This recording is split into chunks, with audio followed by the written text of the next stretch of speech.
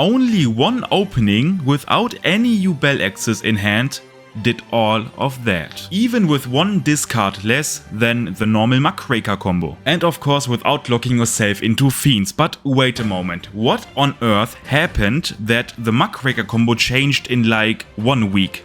I mean, TCG Exclusives happened. Specifically Aerial Eater and Necroquip, both being in Infinite Forbidden for the TCG. Both being absolutely insane for Fiendsmith decks. I mean, Aerial Eater is basically a Beatrice just for Yubel, and Necroquip is good for almost everything that can splash Fiendsmith in it. Because now with Necroquip, Moon of the Closed Sky is literally a 2-card combo. You just need 2 monsters. It's crazy, the past few days in my free time I exclusively tested combos including those 2 cards, and I don't know what they are smoking over at the TCG headquarters, but bro, pass that shit over, I want some too.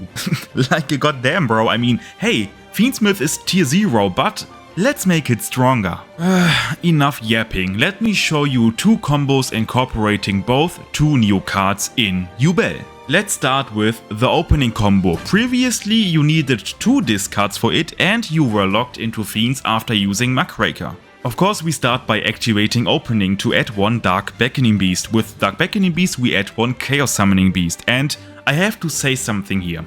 I saw a few people saying that they don't want to play Chaos Summoning Beast, and I can understand you. Chaos Beast in itself is really bad. I mean, on its own it doesn't really do anything. I mean, yes, in theory you can normal summon it, and with Skirma you still have a Fiendsmith combo, but you get what I'm saying. But the problem is, if you decide to cut Chaos Summoning Beast, you have 3 cards being opening in your deck that aren't doing anything on their own. So I do think it's worth it to play 1 Summoning Beast, so you transform 3 cards in a good 1-card combo. Extra normal summon on the Chaos Summoning Beast, and now we go into Moon of the Closed Sky. And now we link Moon of the Closed Sky into the new link 1 Fiendsmith Requiem. Requiem effect to special summon from the deck to the field 1 Fiendsmith. So, and now we would have to activate opening to reborn anything, since, like I mentioned, Moon of the Closed Sky without the new TCG exclusive cards isn't a 2-card combo. You need 1 additional body.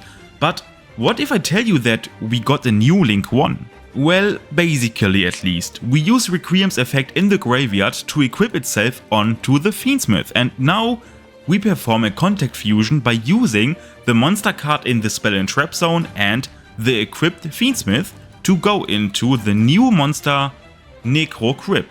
Alright, what the hell just happened? I can explain that. We performed a contact fusion by using 1 monster equipped with a monster card and 1 Fiend monster card on the field in general. And yes, a monster in the spell and trap zone is still a monster card. And it's crazy to say that, but that card on its own fixes the problem Fiendsmith has in that scenario, that you need to have another monster to link the Fiendsmith away so you have it in the graveyard. So yes, if you pay attention, we now can save the opening revive for later. Fiendsmith effect to shuffle back Requiem to special summon itself, and now we perform a link summon to go into Sequencia. Sequencia effect to fuse away the princess and 1 Beckoning Beast into Aerial Eater. The new Beatrice for Fiend decks, and what it does exactly is, on summon you can pitch 1 Fiend monster from the deck into your graveyard. Not only that though, but let's continue. We activate Aerial Eater to pitch 1 Samsara the Lotus, and now we use opening to revive the Lotus. Okay, let me just stop here now. I hope you realize how much better that combo is than the Muckraker line.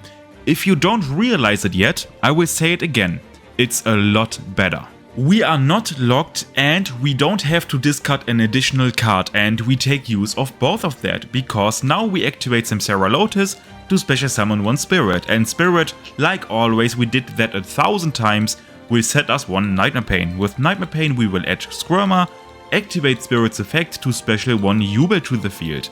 Now we activate Skirma's effect to special summon itself, to then use the Skirma to pop the Yubel so we can special Terror Incarnate and get a lot more Yubel forms in rotation. We link Terror Incarnate and Skirma into Yama. With Yama we add, like always, the best doggy, he will never leave us, like Phantom will never leave us, and we go into Phantom by fusing away 1 Terra Incarnate and 1 OG Yubel. In theory, you can go way earlier into Phantom by just shuffling away the Chaos Summoning Beast and the OG Yubel. If your opponent had Nibiru or anything like that, trust me, he would have used it, so it's okay if you take a few seconds more to summon it. After that, we link Aerial Eater and Yama into Rage, and now we use Sequencia and Rage to go into Appaloosa.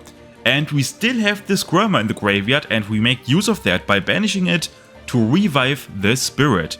With Shavara, we activate it to pop the Spirit, to then activate Chainlink 1 Spirit and Chainlink 2 Yama to reborn the Spirit, and then, very important, to pop the Shavara, and with Spirit we will get the OG Yubel to the field. Shavara effect to set the chamber, so in the opponent's turn we have access to Rage, and now the last thing we do is overlaying into Varudras. And just like that, we have an endboard that is a lot better than the Muckraker endboard or combo line in general. We don't lock ourselves and we don't have to discard 1 additional card. The endboard is just insane. 1 Fiendsmith did all of that. Yes, only 1 Fiendsmith. Let me show you how. Yes, even 1 Fiendsmith gets a lot better with the new exclusive cards. And during this combo, Aerial Eater is in a way brighter spotlight. Without too much more yapping, let's go. We activate Fiendsmith by discarding it to add Tractus to the hand. Now we activate Tractus to add Lurry to the hand. And we discard Lurry because Tractus says so.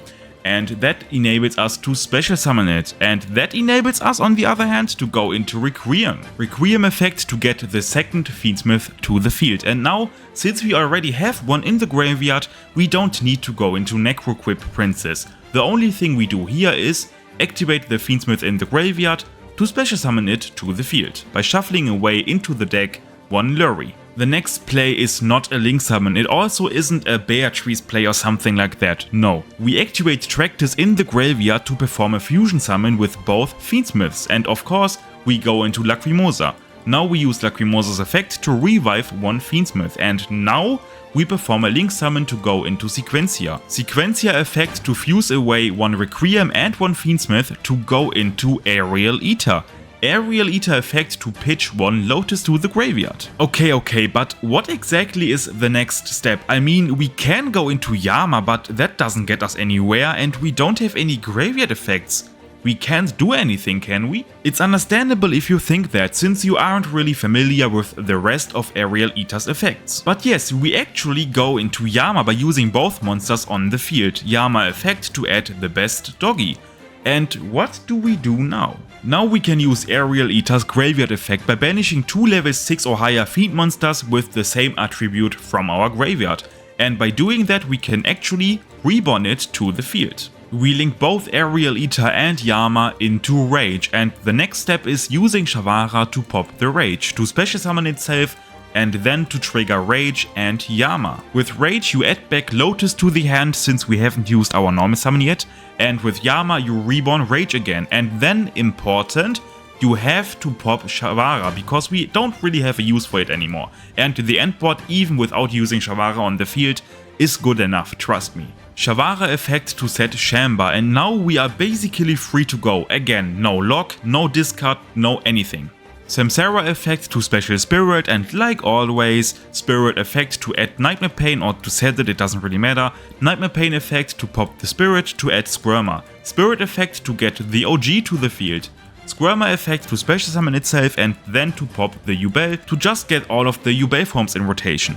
And after that we perform a Link Summon. We link into Appaloosa by linking away everything. The last steps are simple. We fuse into Phantom by shuffling away both of the big Yubel forms, and now we use Squirmer to reborn the Samsara. And just like that we have a very strong endboard by using just 1 Fiendsmith. In my combos, one thing is really important to me. Having something in the graveyard. A lot of people are starting to main deck cards like Droplet, Dark Ruler, and if you get hit by that, it's good to have a plan B just in case to have something.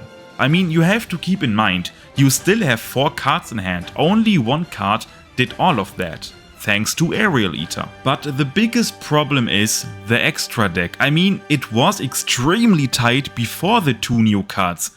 What now? It's simpler than you think. We just cut 2 cards we don't really need anymore thanks to the new additions. The first one is Muckraker, and I know it sounds crazy, trust me. Since Phantom Nightmare, I always included Muckraker in my combo videos, in my deck lists, in my everything, but I have to admit, with the new fusions, we don't need Muckraker anymore at all. We don't need it anymore to play around or through Imperm or Veiler, because no one in their right mind will use it on Lotus, and even if they do, we still have the Fiendsmith engine to access the Yubel engine anyways, and the combo to bridge into the Yubel engine with the Fiendsmith engine is a lot better without Muckraker and with the new fusions, so there isn't really a reason to play Muck anymore. The other spot basically has the same reasoning. We don't need Beatrice anymore since the new edition is just better, so they don't really change that much, they just replace parts that are not as good as they are. And oh boy, let me tell you that the new cards change a lot of the dynamic how the deck is played. I just can't wait for the European Championship.